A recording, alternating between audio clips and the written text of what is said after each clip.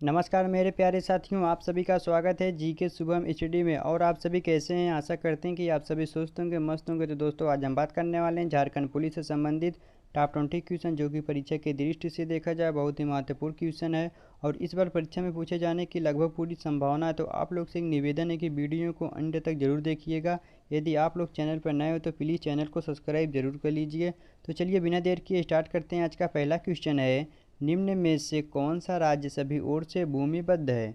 दोस्तों, निम्न में से कौन सा राज्य सभी ओर से भूमिबद्ध है, उसी को आपको बताना है। आपका ऑप्शन दिया है महाराष्ट्र, गुजरात, आंध्र प्रदेश या फिर छत्तीसगढ़। तो याद रखिएगा, आपका राइट आंसर जाएगा ऑप्शन डी, छत्तीसगढ़।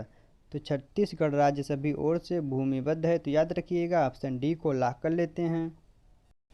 चलिए अगला क्वेश्चन देखते हैं। काफ़ी इंपॉर्टेंट क्वेश्चन है, इसको ध्यान से देखिएगा। यदि दोस्तों आप सभी को पहले से किसी भी क्वेश्चन के आंसर पता हो तो आप सब उसका जवाब कमेंट बॉक्स में ज़रूर देना। तो एनाटॉमी विज्ञान की एक शाखा है जिसमें किसका अध्ययन किया जाता है?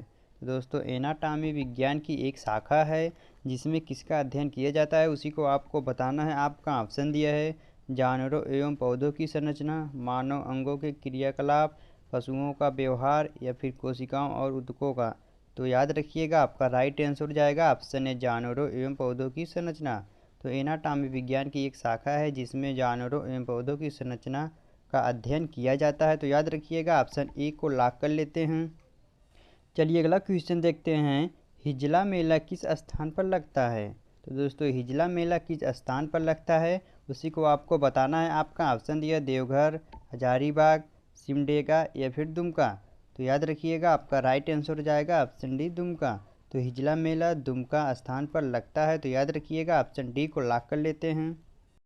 चलिए अगला क्वेश्चन देखते हैं। काफ़ी इंपॉर्टेंट क्वेश्चन है, हेमंत सोरेन झारखंड में कितने बार मुख्यमंत्री बने?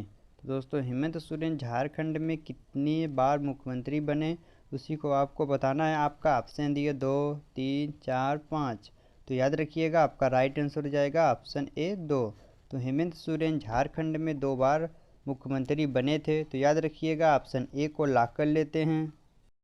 चलिए अगला क्वेश्चन देखते हैं। निम्न में से कौन सा मानव विकास सूचकांक का पैरामीटर नहीं है? तो दोस्तों, निम्न में से कौन सा मानव विकास सूचकांक का पैरामीटर नहीं है, उसी को आपको बताना है। आपका ऑप्शन दिए शिशु मृत्यु दर, सामाजिक असमानता, प्रति व्यक्ति आय या फिर प्रतिशत व्यय। तो याद रखिएगा, आपका राइट आंसर जाएगा ऑप्शन बी, सामाजिक असमानता। तो सामाजिक असमानता मानव विकास सूचकांक का पैरामीटर नहीं है। तो याद रखिएगा, ऑप्शन बी को लॉक कर लेते हैं। चलिए अगला क्वेश्चन देखते हैं। दोस्तों, काफ़ी इंपॉर्टेंट क्वेश्चन है। दोस्तों, एक जितने भी क्वेश्चन है बहुत ही इंपॉर्टेंट है, इसको काफ़ी ध्यान से देखिएगा। पेपर में पूछे जाने की लगभग पूरी की पूरी संभावना है। तो ओन्कोलॉजी किसके अध्ययन से संबंधित है? तो दोस्तों, ओन्कोलॉजी किसके अध्ययन से संबंधित है, उसी को आपको बताना है। आपका ऑप्शन दिया पक्षी, कैंसर, स्तनधारी या फिर मिट्टी। तो याद रखिएगा, आपका राइट आंसर जाएगा ऑप्शन बी, कैंसर।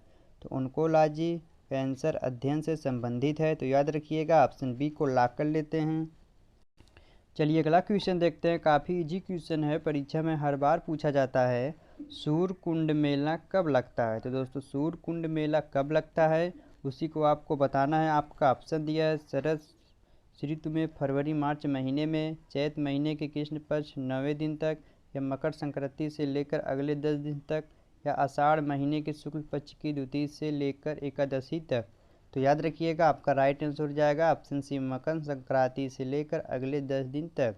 तो सूर्यकुंड मेला मकर संक्रांति से लेकर अगले 10 दिन तक लगता है। तो याद रखिएगा, ऑप्शन सी को लॉक कर लेते हैं।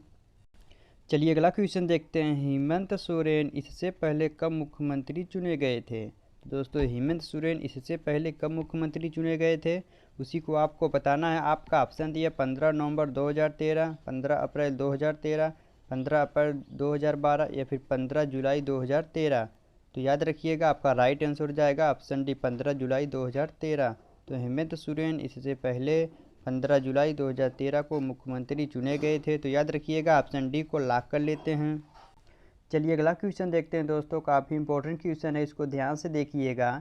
बायल के नियम का पालन किस स्थिति अच्छी तरह से होता है? दोस्तों, बायल के नियम का पालन किस स्थिति में अच्छी तरह से होता है, उसी को आपको बताना है। आपका ऑप्शन दिया निम्न ताप और उच्च दाब में, निम्न ताप और निम्न दाब में, उच्च ताप और निम्न दाब में, या फिर उच्च ताप और उच्च दाब में। तो याद रखिएगा आपका राइट आंसर हो जाएगा ऑप्शन सी, उच्च ताप और निम्न दाब में। तो बायल के नियम का पालन उच्च ताप और निम्न दाब में अच्छी तरह से होता है। तो याद रखिएगा ऑप्शन सी को लॉक कर लेते हैं। चलिए अगला क्वेश्चन देखते हैं। न्यूमिजैमेटिक किसके अध्ययन से संबंधित है? दोस्तों न्यूमिजैमेटिक किसके अध्ययन से संबंधित है, उसी को आपको बताना है। आपका ऑप्शन दिया सिक्कों, संख्याओं, टिकटों या फिर अंतरिक्ष। तो याद रखिएगा आपका राइट आंसर हो जाएगा ऑप्शन ए सिक्कों। तो सिक्कों न्यूमिजमेटिक अध्ययन से संबंधित है। तो याद रखिएगा ऑप्शन ए को लॉक कर लेते हैं। चलिए अगला क्वेश्चन देखते हैं। हथिया पत्थर मेला किस स्थान पर लगता है? दोस्तों हथिया पत्थर मेला किस स्थान पर लगता है, उसी को आपको बताना है। आपका ऑप्शन दिया रामगढ़, बोकारो, देवघर या फिर धनबाद। तो याद रखिएगा आपका राइट आंसर हो जाएगा ऑप्शन बी बोकारो। तो हथिया पत्थर मेला बोकारो स्थान पर लगता है। तो याद रखिएगा ऑप्शन बी को लॉक कर लेते हैं। चलिए अगला क्वेश्चन देखते हैं, काफ़ी इंपॉर्टेंट क्वेश्चन है। ओलंपिक पदक विजेता प्रथम भारतीय महिला कौन है? तो दोस्तों यदि आप सब अभी तक चैनल को सब्सक्राइब नहीं किए हैं तो प्लीज़ चैनल को सब्सक्राइब जरूर कर लीजिए। तो ओलंपिक पदक विजेता प्रथम भारतीय महिला कौन है, उसी को आपको बताना है। आपका ऑप्शन दिया है सुनीता रानी, करुणा मल्लेश्वरी, साइनी अग्रवाल या फिर डी कुंजरानी। तो याद रखिएगा आपका राइट आंसर हो जाएगा ऑप्शन बी करुणा मल्लेश्वरी। तो ओलंपिक पदक विजेता प्रथम भारतीय महिला करुणा मल्लेश्वरी थी। तो याद रखिएगा ऑप्शन बी को लॉक कर लेते हैं। चलिए अगला क्वेश्चन देखते हैं दोस्तों, काफ़ी इंपॉर्टेंट क्वेश्चन है। यूजेनिक्स किसके अध्ययन से संबंधित है? तो दोस्तों यूजेनिक किसके अध्ययन से संबंधित है? यदि आप सबको पहले से किसी भी क्वेश्चन का आंसर पता हो तो आप सब कमेंट बॉक्स में ज़रूर बताना।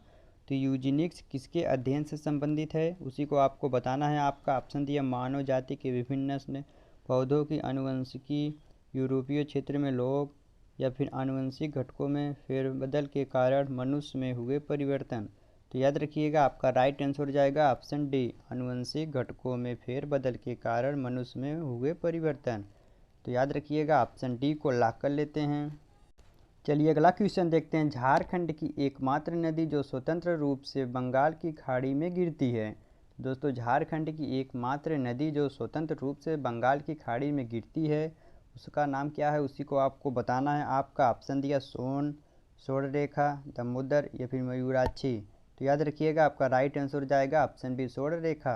तो झारखंड की एकमात्र नदी स्वर्णरेखा है जो बंगाल की खाड़ी में गिरती है। तो याद रखिएगा ऑप्शन बी को लॉक कर लेते हैं।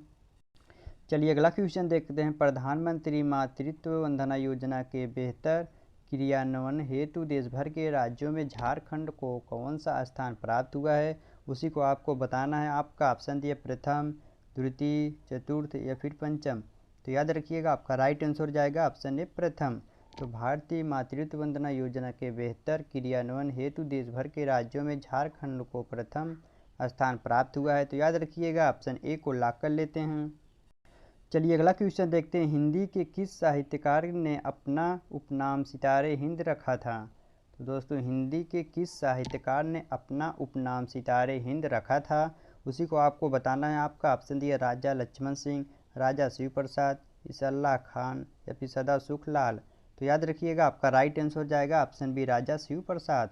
तो हिंदी के राजा शिव प्रसाद साहित्यकार ने अपना उपनाम सितारा हिंद रखा था। तो याद रखिएगा ऑप्शन बी को लॉक कर लेते हैं। चलिए अगला क्वेश्चन देखते हैं। ओर्निथोलॉजी है, तो दोस्तों ओर्निथोलॉजी किससे संबंधित है, उसी को आपको बताना है। आपका ऑप्शन दिया है पौधों का अध्ययन, हड्डियों का अध्ययन, शोरगुल का अध्ययन या फिर पक्षियों का अध्ययन। तो याद रखिएगा आपका राइट आंसर हो जाएगा ऑप्शन डी पक्षियों का अध्ययन।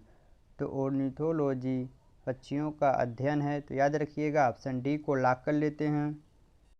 चलिए अगला क्वेश्चन देखते हैं, काफ़ी इंपॉर्टेंट क्वेश्चन है। धनबाद एवं गिरिडीह किस नदी के तट पर बसा हुआ है? तो दोस्तों धनबाद एवं गिरिडीह किस नदी के तट पर बसा हुआ है, उसी को आपको बताना है। आपका ऑप्शन दिया स्वर्णरेखा, अजय, दामोदर या फिर मयूराक्षी। तो याद रखिएगा आपका राइट आंसर हो जाएगा ऑप्शन सी दामोदर। तो धनबाद एवं गिरिडीह दामोदर नदी के तट पर बसा हुआ है। तो याद रखिएगा ऑप्शन सी को लॉक कर लेते हैं। चलिए अगला क्वेश्चन देखते हैं। झारखंड के किस वरिष्ठ पत्रकार को तरुण भारत पर्यावरण रक्षक सम्मान 2018 से सम्मानित किया गया था? दोस्तों, झारखंड के किस वरिष्ठ पत्रकार को तरुण भारत पर्यावरण रक्षक सम्मान 2018 से सम्मानित किया गया, उसी को आपको बताना है। आपका ऑप्शन दिया रवि कुमार, मधुकर, रवीश कुमार या फिर रघुदास। तो याद रखिएगा, आपका राइट आंसर हो जाएगा ऑप्शन बी, मधुकर। तो झारखंड के मधुकर वरिष्ठ पत्रकार को तरुण भारत पर्यावरण रक्षक सम्मान 2018 में सम्मानित किया गया था। तो याद रखिएगा, ऑप्शन बी को लॉक कर लेते हैं। चलिए दोस्तों अगला क्वेश्चन देखते हैं और आज का लास्ट क्वेश्चन है, निम्नलिखित में कौन सा एक अरावली का उच्चतम शिखर है? तो दोस्तों, निम्नलिखित में से कौन सा एक अरावली का उच्चतम शिखर है, उसी को आपको बताना है। आपका ऑप्शन दिया सज्जनगढ़, लीलागढ़, कुंभलगढ़ या फिर तारागढ़। तो याद रखिएगा, आपका राइट आंसर हो जाएगा ऑप्शन सी, कुंभलगढ़। तो कुंभलगढ़ एक अरावली का उच्चतम शिखर है। तो याद रखिएगा, ऑप्शन सी को लॉक कर लेते हैं। तो चलिए फ्रेंड, आज के लिए इतना ही। आज इस क्लास को यहीं समाप्त करते हैं। यदि आप सबको वीडियो पसंद आए तो वीडियो को लाइक करना और अपने सभी दोस्तों को शेयर करना, और हाँ, चैनल को सब्सक्राइब करना ना भूलना, ताकि इस प्रकार की इंपॉर्टेंट वीडियो आप सबके पास हमेशा पहुंचती रहे। मिलते हैं आप सबसे अगले वीडियो में, तब तक के लिए जय हिंद, जय भारत।